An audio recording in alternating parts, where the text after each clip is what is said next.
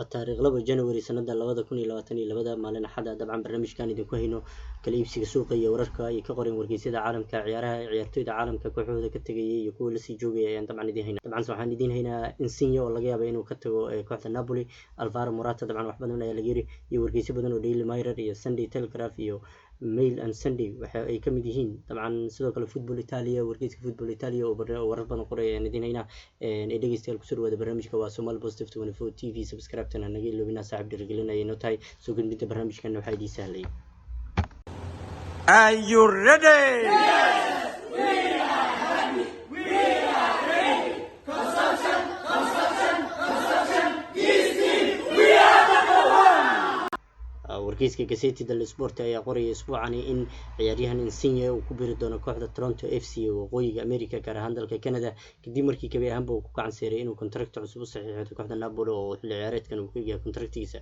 wararka ayaa sheegaya in lagu yabohay lacag aad uga badan lacagta hadda uu kula joogo Napoli halka Napoli ay qandaraaska ugu soo bandhigday inuu qandaraaska hadda uu kula joogo mid ka yar dabcan kula sii joogo taasoo gabi ahaanba ku gacanseeray Insigne sidoo kale waxa la sheegayaa in heshiiskan uu hadda Napoli kula joogo mid lamid ah kooxaha Tottenham ay u soo bandhigday balse isla markaa uu ku gacanseeray uu diiday sidoo kale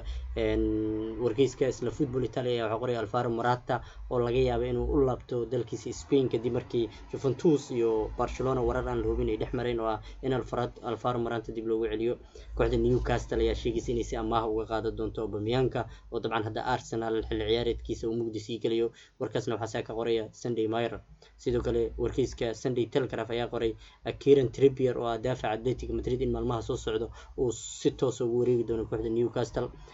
Mail and Sunday ayaa asna wuxuu qoray Philippe Coutinho inuu dabcan ku beeri doono maalmaha soo socda Everton dabcan warbixintani waxaa la sheegayaa in Everton iyo dabcan iyo Barcelona ay isku afkarteen in Philippe Coutinho uu wareego isla kooxdani Sunday on Sunday wargeyska leeyahay ayaa waxa qoray Douglas Luiz inuu dabcan ku biiri doono kooxda Arsenal dabcan difaacani ayaa la sheegayaa in Aston Villa ciyaar ayaa la sheegayaa inuu dabcan si xor ugu biiri doono kooxdani sidoo kale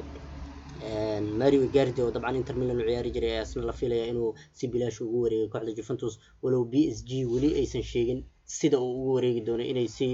kala wareeg xor tahay iyo inay kasoo ceshan doonto balse wararka qaar